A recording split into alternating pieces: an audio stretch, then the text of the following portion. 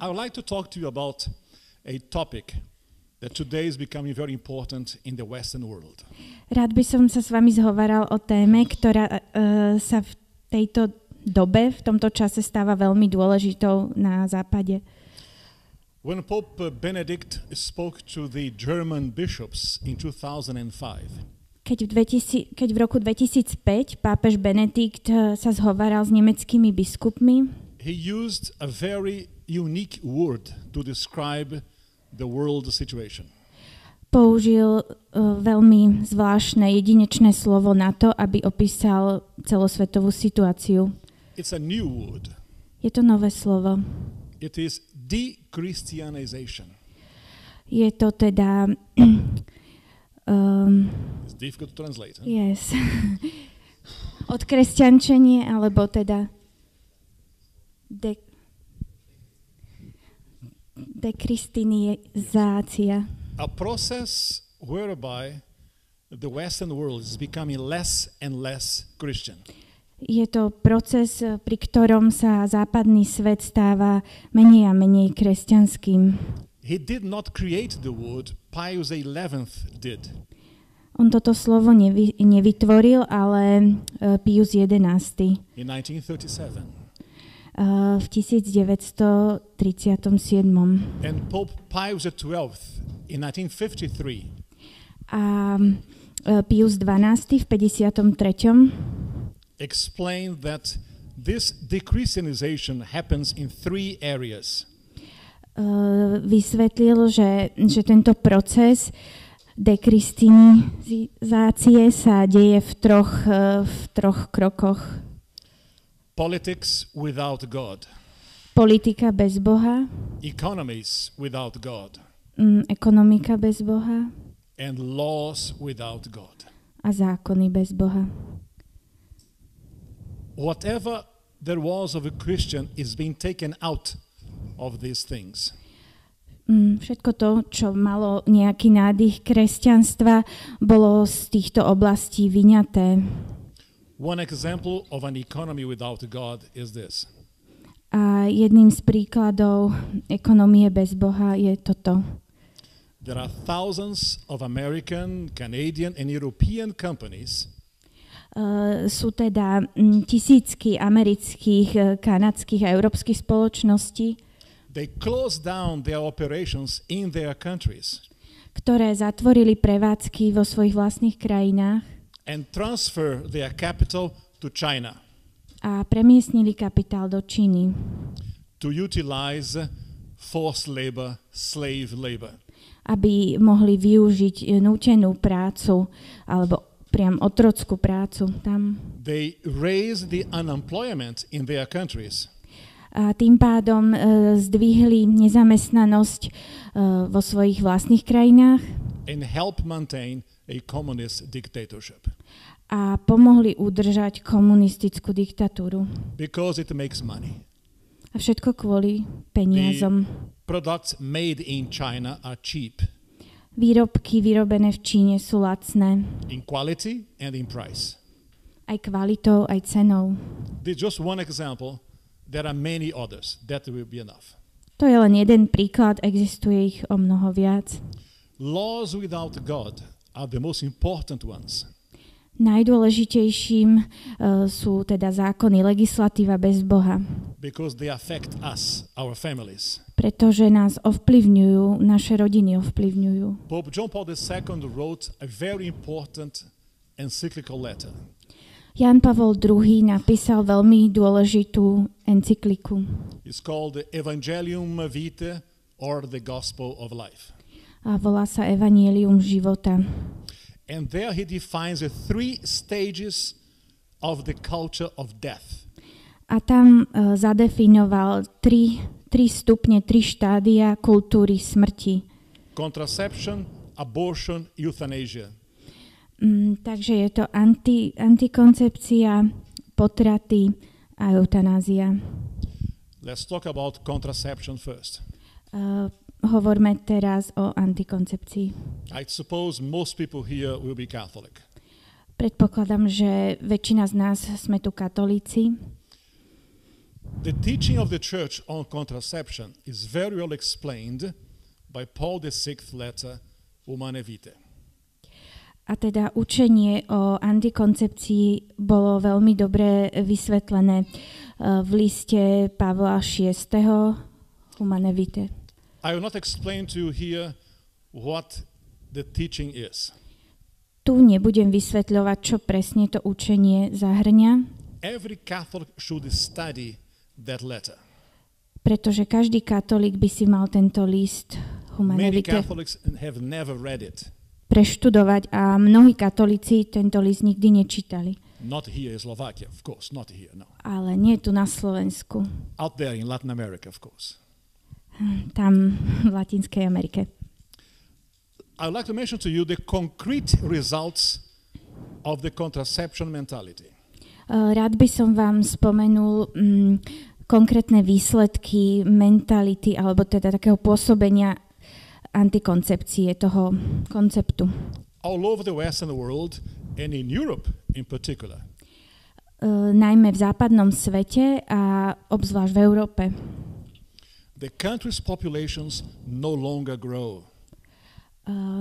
Teda populácia už nerastie. There is not one country in Europe, not one, that has more than 2.1 children per couple. V Európe už neexistuje krajina, ktorá by mala takéto číslo, že 2,1 dieťaťa na rodičov, na jednu rodinu.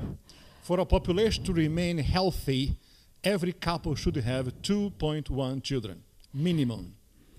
Aby populácia ostala zdravou, tak každý pár by mal mať 2,1 detí. Of course, it's a statistical. Toto je samozrejme štatistické číslo. Which means that if you take 10 couples, 10 for example. A znamená, že ak by sme vzali 10 párov, if 9 have 2 children, ak by z nich 9 malo 2 deti, and the 10th has 3, a 10. pár by mal 3, the population remains on the same number. Populácia zostáva na tej istej úrovni, na tých istých číslach. But unfortunately, not one country in Europe has these numbers. Ale žiaľ, už ani jednej krajine Európy sa toto štatistické číslo neudržalo. For the Catholic Church, this has also serious consequences. Má to vážne dôsledky aj pre katolícku cirkev. Lack of vocations for the priesthood and the religious life. Týmto dôsledkom je napríklad nedostatok povolaní pre kňazstvo a pre zasvetený život. Because the calling to be a priest or a nun is a special thing, is a privilege. Pretože povolanie ku kňazstvu alebo k reholnému životu je zvláštna vec, je to niečo ako privilégium. The common vocation of most people is to marry and have children. That's the normal. Bežným povolaním väčšiny ľudí je teda oženiť sa, vydať sa a mať deti, je to prirodzené. But today in the northern hemisphere, Europe and North America, we have a crisis of vocations. Ale v dnešnej dobe máme na severnej pologuli, čiže v Európe a Severnej Amerike, krízu povolaní. The only community that grows in these parts is Islam. A jedinou komunitou, ktorá v týchto častiach sveta rastie, je tá islamská. I was in England some 5 years ago in a Catholic conference. Asi pred 5 rokmi som bol na katolíckej konferencii v Anglicku. And I heard the story of a conversation. A talk, a chat. A počul som tam príbeh o jednom rozhovore. Between an Islamic cleric and the priest of the Church of England. Bol to rozhovor medzi teda islamským klerikom, asi imámom, a teda kňazom anglikánskej viery. And the imam said to the priest this. A imám povedal kňazovi: By the end of this century, all the great cathedrals in England will be our mosques. Do konca tohto storočia všetky veľké nádherné katedrály Anglicka budú mešitami. Do you know why? Viete prečo? Because we have children and you don't. Pretože my máme deti a vy nie. This is a concrete result of the contraception mentality. A toto sú konkrétne dôsledky mentality alebo tej filozofie antikoncepcie. I lived in France for 1 year. Žil som vo Francúzsku 1 rok. Who speaks French here? Kto hovorí po francúzsky? Un seulement? Mon Dieu, un seulement? En Slovaquie, on ne parle pas français? C'est pas possible. Never mind, okay. There is a motto of the French Islamics. Existuje také motto francúzskych moslimov. In English goes like this. By the wombs of our women we shall conquer Europe. V angličtine to znie, že ako keby lonami našich žien dobijeme Európu. If we don't have children, they will. Ak my nebudeme mať deti, oni áno. And there is no vacuum in society. V spoločnosti neexistuje vákuum. If one culture leaves, another culture takes its place. Ak jedna kultúra odíde, príde na jej miesto iná kultúra. If a religion leaves, another religion takes its place. Ak teda odíde náboženstvo, príde na jeho miesto iné náboženstvo. But even among Catholics, this mentality has gained ground. Ale dokonca aj medzi katolíkmi sa dokázala ako keby táto filozofia ujať dosť. Families that have 4 children is a scandal. Rodina, ktorá má 4 deti, je toto niečo škandalózne. I have 8 children. Ja mám 8 detí. It's a scandal. To je škandál. I'll tell you a little story about my family. Poviem vám niečo o mojej rodine. In Australia, we are going to mass on a Sunday. V Austrálii ideme v nedeľu na omšu. I had to buy a minibus to carry the crowd to church. Na to, aby som celú tú moju perepúť odviezol do kostola, som si musel kúpiť minibus. The minibus stopped, the door opened, and 1 comes out, 2, 3, 4. Go ahead. Takže minibus zastaví a postupne vychádza po jednom. 1, 2, 3. When number 7 came out, keď vyšlo dieťa číslo 7, there was a man standing there looking at it. prizeral sa tomu jeden muž. In those days, we had only 7. A v tých časoch sme mali len 7 detí. Only. Iba. Well, then the man said to me like this. Muž mi povedal toto. Sir, are they all your children? Pane, sú toto všetko vaše deti? Or is a group from a small primary school? Alebo je to taká skupinka zo základnej školy? I said, yes, they're all mine. Povedal som, áno, to sú všetko moje. My wife too. A aj mojej ženy. It's a joint work. We work together. Je to naša spoločná práca. Pracovali sme na tom spoločne. And he was furious. He was mad against me.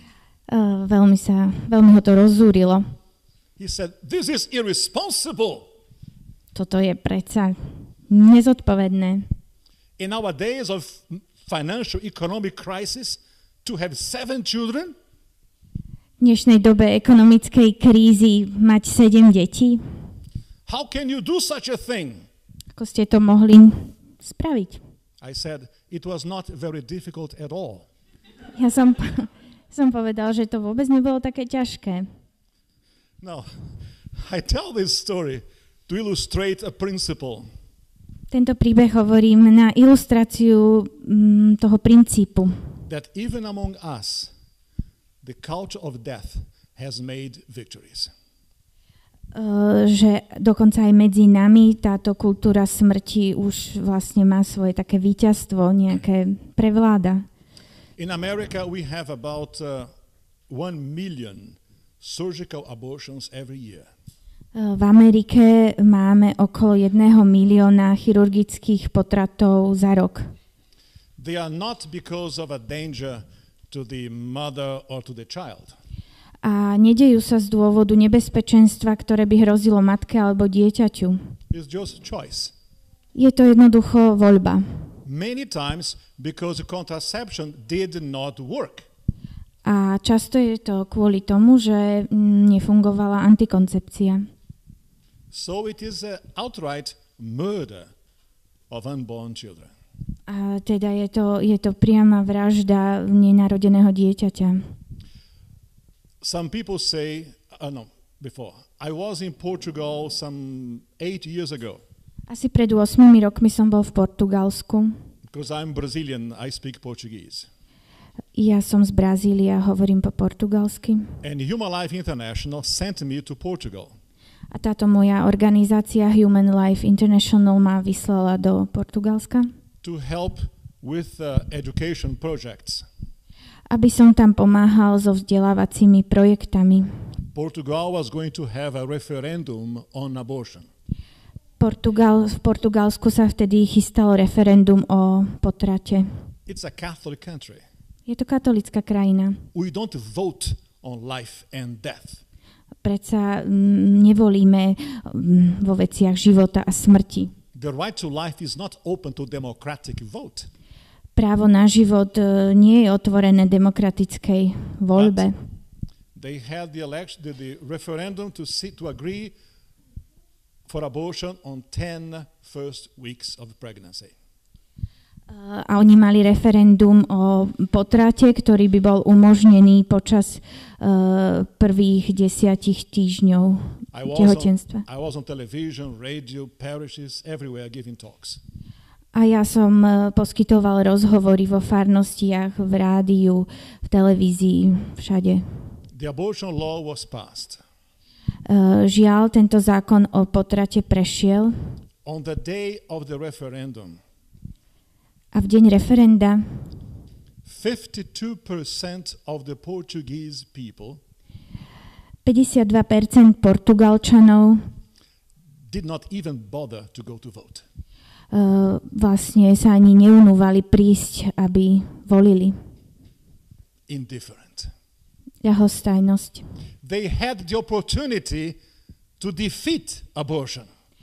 Mali veľkú príležitosť poraziť potrat. But they could not be bothered. Ale vlastne sa ich to netýkalo.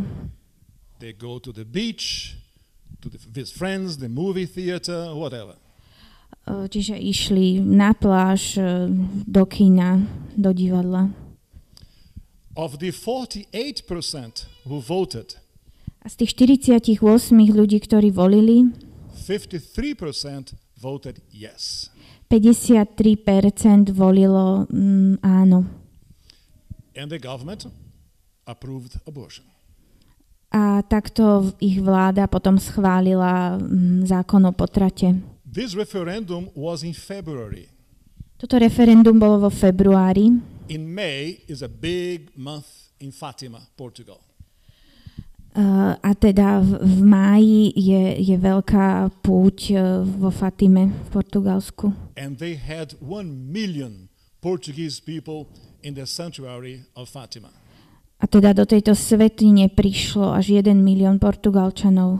They light candles. Zapaľovali sviečky. They pray the rosary.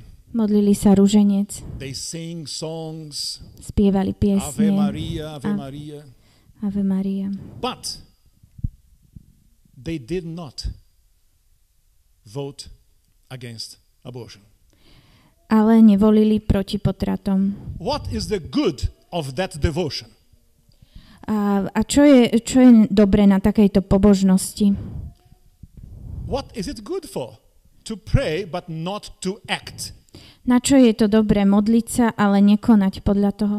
St. James says in his epistle that faith without works is dead.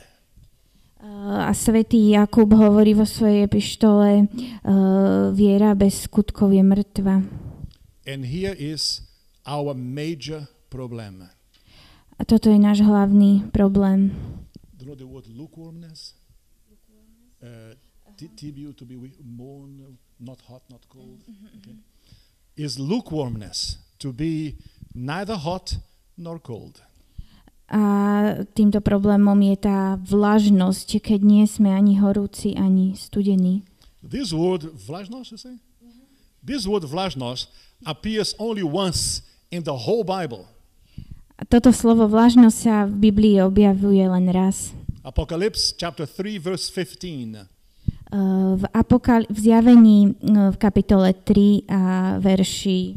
When Jesus says to the bishop or the angel of the diocese. Keď Ježiš hovorí anielovi. You are neither hot nor cold. Nebol si ani horúci, ani studený. And because you are vlažný, pretože si bol vlažný, I'm going to vomit you of my mouth. Spit you out. Ja ťa teraz vyplujem z mojich úst. So it is so disagreeable to Jesus Christ to see this vlažný situation. Z toho vidíme, že Ježišovi sa je mu nepríjemná, hnusí sa mu vlažnosť. There in Portugal, I also heard this argument. V Portugalsku som počul aj tento argument. What about the case when the mother may die? Čo v prípade, ak hrozí matke smrť? It's not often, but sometimes it does happen. Nie je to časté, ale niekedy sa to deje. It's not charitable to terminate the pregnancy. Nie je to také ako láskyplné voči nej ukončiť toto tehotenstvo. I reply with a story. Na toto odpovedám príbehom. I knew a lady who was married for 10 years. Poznal som pani, ktorá bola vydatá 10 rokov.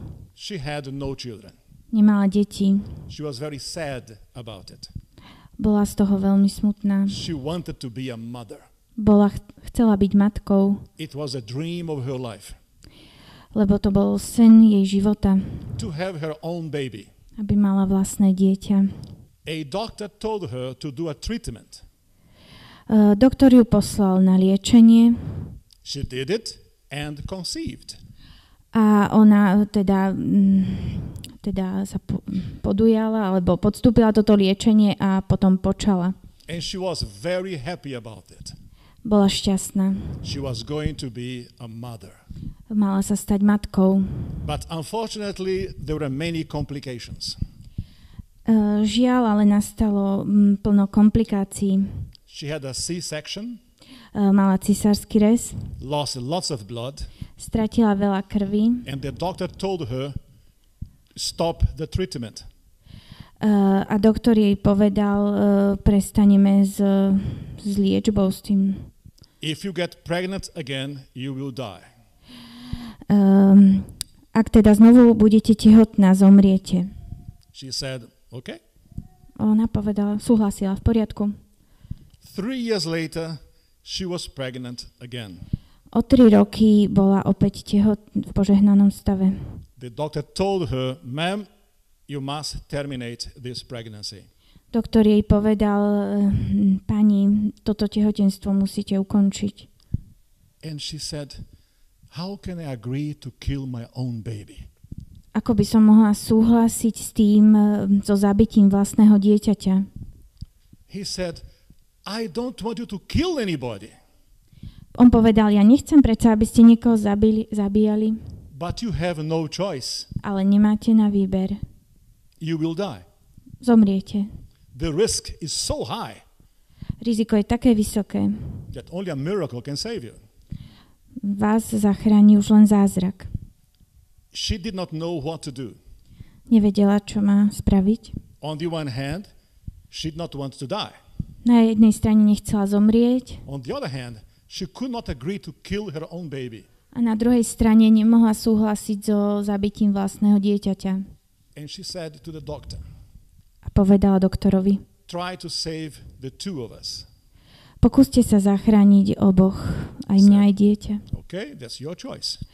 Doktor povedal, v poriadku, to ste si zvolili takto. I will not tell you all the details, the gruesome details, the ugly details. Nebudem vám hovoriť také hrozné detaily z tohto príbehu. It's enough to say she had a C-section again. Poviem len, že opäť mala cisársky rez. Her womb was open for hours. A jej teda lono, maternica boli otvorené celé hodiny. She got infections. Dostala infekcie. Lost an incredible amount of blood. Stratila neuveriteľné množstvo krvi. The baby was put in an incubator. Dieťa uložili do inkubátora.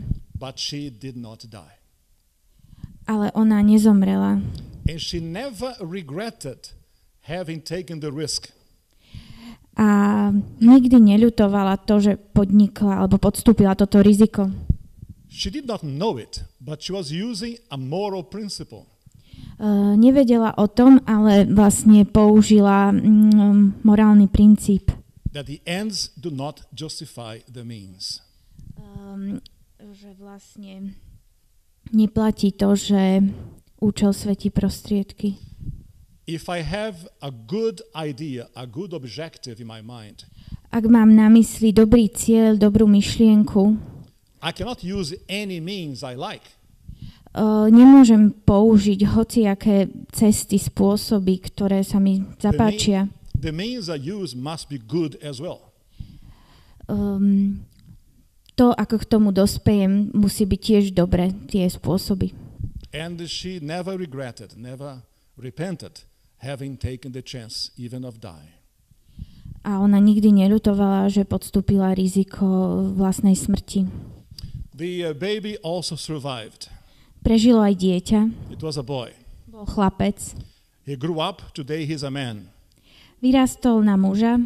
And he's now here talking to you. A ten muž k vám dnes hovorí. That was my mother. Bola to moja matka.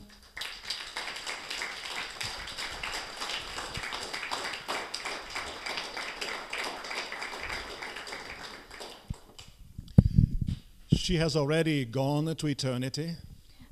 Moja mama už odišla do večnosti. And I am grateful to God that my mother was a heroine. A ja som Bohu vďačný, že moja matka bola hrdinka. If she had heard the doctor, ak by počúvala doktora, today you'd have a different speaker here. Dnes by tu k vám hovoril niekto iný. Because life is precious. Pretože život je vzácny. And when we come to understand this principle, a keď pochopíme tento princíp, we are going to make every sacrifice to end abortion in this country. Urobíme alebo dokážeme spraviť každú obeť preto, aby sme zastavili potraty v tejto krajine. But if our persuasion is vlažné, if our persuasion is vlažné, ak je naše presvedčenie vlažné, we will never defeat abortion. Potraty nikdy neporazíme. Abortion is the second stage of the culture of death. Potraty sú druhým štádiom kultúry smrti. The third one is euthanasia.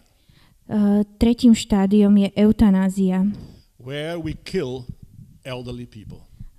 Pri ktorej zabíjame starších. It is illegal in America. V Amerike je ilegálna táto eutanázia. But many doctors do it. Napriek tomu ju mnohí doktori vykonávajú. With the consent of the children. So súhlasom detí. Oh, grandmother is so old. Táto naša babička už je taká stará. She's so sick. Taká chorá. Let's help her rest. Pomôžme jej odísť na odpočinok. In a false sense of charity. V takom falošnom pochopení lásky we commit murder. Páchame vraždu. In Holland, there have been very extreme cases. V Holandsku sa udiali extrémne prípady. when the doctor decides whether or not the person deserves to continue living. Kedy sa doktor sám rozhodoval, či ten človek si zaslúži ďalej žiť. In Belgium, the king of Belgium, Catholic, signed the law. A v Belgicku dokonca sám belgický kráľ, ktorý je katolík, podpísal takýto zákon. Given to children who are very ill the choice to kill themselves. A tým dal deťom právo zabíjať, alebo voľbu zabíjať. In all these three stages here, we talk about the death, not life. A vo všetkých týchto štádiách, stupňoch hovoríme o smrti, nie o živote. There is a fourth element of the culture of death. Existuje aj taký štvrtý element tejto kultúry smrti, which the Pope did not talk about, o ktorom pápež nehovoril, but is a reality today in the northern hemisphere. Ale napriek tomu je realitou dneška na severnej pologuli. The so-called homosexual marriage. Takzvané homosexuálne manželstvo, which is not family. Ktoré nie je rodinou. Human nature calls for a man and a woman to make a family. Ľudská prirodzenosť volá muža a ženu, aby spolu vytvorili rodinu. It is not a matter of religion. Nie je to vecou náboženstva. It's a matter of natural law. Je to vecou prirodzeného zákona. But today it's been imposed in North America. Ale dnes sa táto filozofia presadzuje v Severnej Amerike. The Supreme Court of the United States Najvyšší súd USA approved homosexual marriage. Schválil homosexuálne manželstva. 9 people. 9 ľudí. The judges. Sudcov. Nobody elected them. Nikto ich nevolil. They were nominated by the president. Boli menovaní prezidentom. And they dare change human nature. A oni, si predstavte, sa odvážili zmeniť ľudskú prirodzenosť. It's a new form of dictatorship. Toto je ako keby nová forma diktátorstva. We are told that it is natural. Hovoria nám, že veď je to prirodzené. But is it? Ale naozaj? I'll give you an example in my own life. Dám vám príklad z môjho vlastného života. I have not been Catholic my whole life. Nebol som katolíkom celý svoj život. My teenage was wasted out of the church. Vlastne svoju pubertu alebo dospievanie som premrhal mimo cirkvi. I did not have any moral principles in my teenage. V tom období dospievania som nemal žiadne morálne zásady. On Saturday afternoons I would go with my friends to the beach. V soboty po obede som s priateľmi chodíval na pláž. We would sit there and talk about things I could never repeat in public. My sme tam sedávali a rozprávali sme sa o veciach, ktoré by som na verejnosti nemohol nikdy zopakovať. One day we were sitting there talking. Jedného dňa sme tam sedeli a rozhovárali sa. And a group of girls came into the water. A k vode prišla skupinka dievčat. They were dressed in a very, shall I say, scanty, reduced, minimal way. Okay. Takže boli tak minimalisticky sporo odeté. And of course, my friends said things I could never repeat in public. A samozrejme, moji priatelia opäť hovorili veci, ktoré by som tu nemohol zopakovať. And they asked me, Raymond, have you seen them? Pýtali sa ma, Raymond, videl si ich? I said, yeah. Povedal som, že no, áno. And they said, that's it? That's all you have to say? A to je všetko, čo na to povieš? I said, oh, looks all right. Ja som povedal, že no, však vyzerá to v pohode. There was a silence among my friends. A medzi mojimi priateľmi zavládlo ticho. And They told me, something is wrong with you, you know that. Povedali mi, s tebou niečo nie je v poriadku, vieš o tom? You must go and see a doctor. Mal by si ísť k doktorovi. You don't see reality as we see it. Nevidíš realitu tak, ako ju vidíme my. You don't see with the same clarity of vision that we see it. Ty asi nevidíš tak jasne, nemáš taký jasný zrak ako my. And I went to see a doctor. A ja som šiel k doktorovi. And the doctor told me, your friends are right. A doktor mi povedal, tvoji priatelia majú pravdu. So you were born with a condition. Narodil si sa s takou nejakou dispozíciou, that does not allow you to see reality with the same clarity as your friends. Ktorá ti nedovoluje vidieť realitu tak jasne, ako ju vidia tvoji priatelia. And I asked the doctor, is there a cure for this? Pýtal som sa doktora, dá sa to liečiť? And she said, no. Ona povedala, nie. Perhaps in America, not here in Brazil. Možno v Amerike, nie tu v Brazílii. I said, what do I do then? Povedal som, čo teda mám robiť. And she said, if you want to see reality with the same clarity of your friends, Povedala mi, ak chceš vidieť realitu tak jasne ako tvoji priatelia, you must put on glasses. Môžeš si dať napríklad okuliare. I can't see things far away. You can or you can? I cannot. Teda nevidím veci v diaľke. I am nearsighted. Som teda krátkozraký. I could not see the girls. Ja som tie dievčatá nevidel jednoducho. So I put on glasses. Začal som nosiť okuliare. Now I can see reality with the same clarity as my friends. A teraz už vidím realitu tak jasne ako všetci ostatní.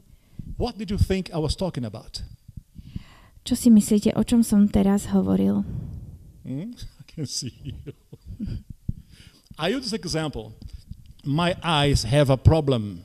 Bol to príklad. Moje oči majú istý problém. Myopia, nearsightedness. Je ním krátkozrakosť. I need glasses. Potrebujem okuliare. Some people here also have glasses. Yes. What do? We correct the defect with glasses. Aj niektorí z nás tu máme okuliare. A čo vtedy robíme?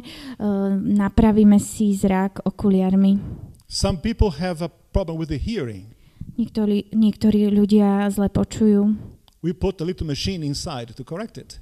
A preto si dávame do uší malé prístrojčeky, aby sme si If there are people with a homosexual tendency, sluch napravili. A teda ak existujú ľudia s tendenciou, so sklonmi k homosexualite, it is a disorder.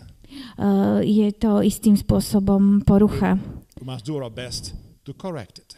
Musíme sa pokúsiť, musíme sa snažiť ju teda skorigovať. I don't know if you have here in Slovakia the famous transgenders. Neviem, či aj tu na Slovensku máte slávnych ľudí transgender. Men who think they are women and women who think they are men. Mužov, ktorí si o sebe myslia, že sú ženami a ženy, ktoré sa vidia ako muži. Today in America is becoming very commonplace. V dnešných časoch sa toto transgender, takéto myslenie stáva veľmi bežným v Amerike. In high schools, men are allowed to go to the girls' bathroom. Na stredných školách vlastne chalani môžu chodiť do dievčenských sprch. Because they call themselves transgender. Keď sami seba nazývajú transgender. Again, I'll tell you a little story. A opäť vám poviem príbeh. During a period of my life, počas obdobia v mojom živote, as a man, som ako muž, I felt myself locked up in a woman's body. Cítil som sa ako keby uväznený v ženskom tele. I couldn't think with clarity. Nevedel som rozmýšľať jasne. But then I was born. Ale potom som sa narodil. And I was no longer locked up in a woman's body. A už som teda v ženskom tele nebol uzavretý. I use this example to illustrate This is reality. Tento príklad som použil na to, aby som zilustroval, že toto je predsa realita. The culture of death is bringing about the end of Christianity in the northern hemisphere. Že kultúra smrti prináša koniec kresťanstva na severnej pologuli. What can we do about it? Čo s tým môžeme spraviť? In Human Life International, we suggest 3 strategies. V našej organizácii Human Life International navrhujeme 3 stratégie. Prayer, modlitba, study, štúdium action. A činy, akcia. We must pray. Mali by sme sa modliť, musíme sa modliť. Our civilization has become so decadent that we need God's help. Naša civilizácia sa stáva takou dekadentnou, že potrebujeme Božiu pomoc. Just political measures will not solve the problem. Čiste politické opatrenia tento problém nevyriešia. We have a spiritual problem in us. Máme v nás duchovný problém. In Human Life International, we promote adoration of the Blessed Sacrament. A v našej organizácii sa snažíme presadzovať alebo podporovať adoráciu Najsvätejšej sviatosti. Austria is a good example of this. Rakúsko je pekným príkladom. In the Life Center, they have a chapel with the Blessed Sacrament all the time for people to pray and adore. V centre života majú kaplnku a s Najsvätejšou sviatosťou, kde sa ľudia môžu stále modliť a adorovať. We invoke our Blessed Mother with the prayer of the Rosary every day. Prihovárame sa Pane Márii cez rúženec každý deň. And we invoke Saint Michael the Archangel. A vzývame aj Michala Archaniela, to help us in the fight against the devil. Aby nám pomohol v boji proti diablovi. Because the abortion industry is satanic.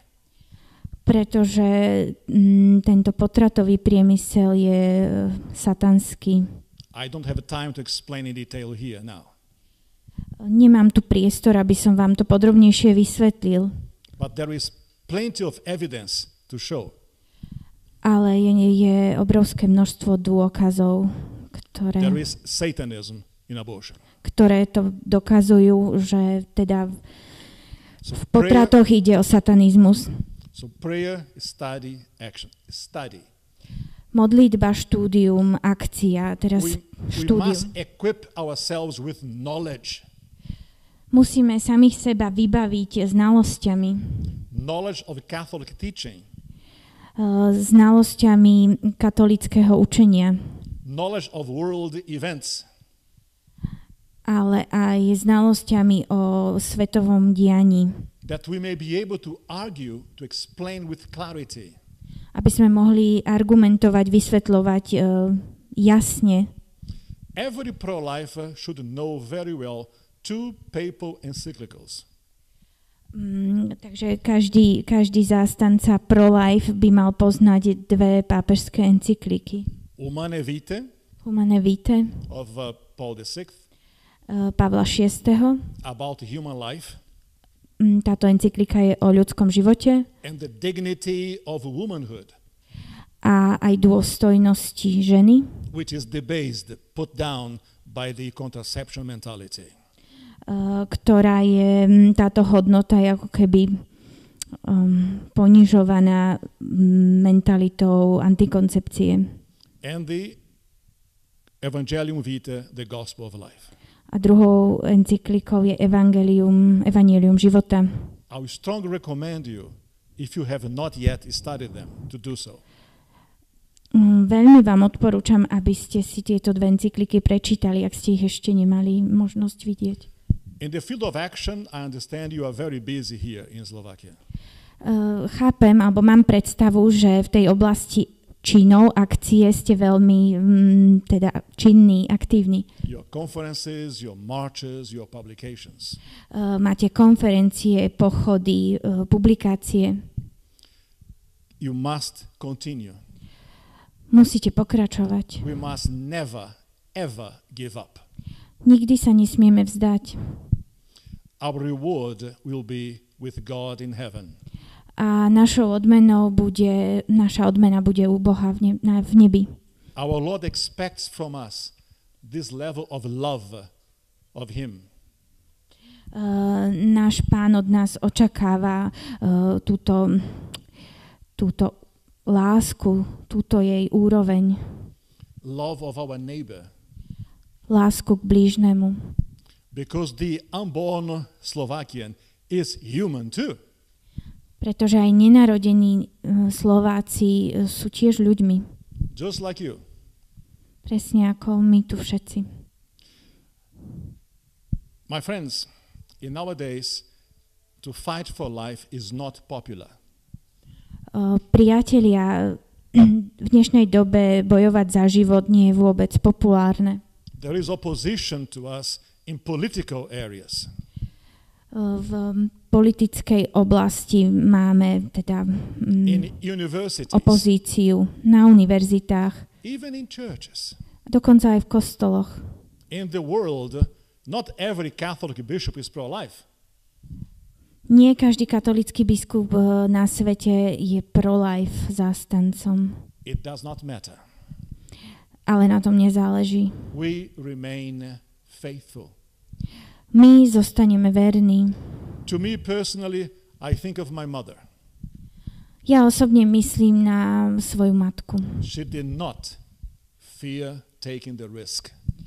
Ona sa nebala podstúpiť riziko. I'm sure there will be many cases here in Slovakia of the people who are faithful. Som si istý, že na Slovensku je mnoho príkladov ľudí, ktorí zostávajú vernými. Mother Teresa of Calcutta had this famous sentence. Matka Teresa z Kalkaty mala taký slávny výrok. God does not expect us to be successful. Boh od nás neočakáva to, aby sme boli úspešnými. He expects us to be faithful. Ale očakáva od nás vernosť. If each one here in this room is faithful to his calling in life, ak každý jeden z nás v tejto miestnosti bude verný svojmu takému volaniu v živote, we have all the possibilities of final victory. Máme potom všetky možnosti konečného víťazstva. I finish with a sentence by Saint Joan of Arc, the French saint. Saint Joan of Arc, yes. Skončím teda myšlienkou svätej Johany z Arku. First in French for our friend here. Najprv vo francúzštine. Les soldats combattront, mais Dieu donnera la victoire. Soldiers will fight, but God gives the victory. Takže ide o to, že vojaci bojujú, ale Boh dáva víťazstvo.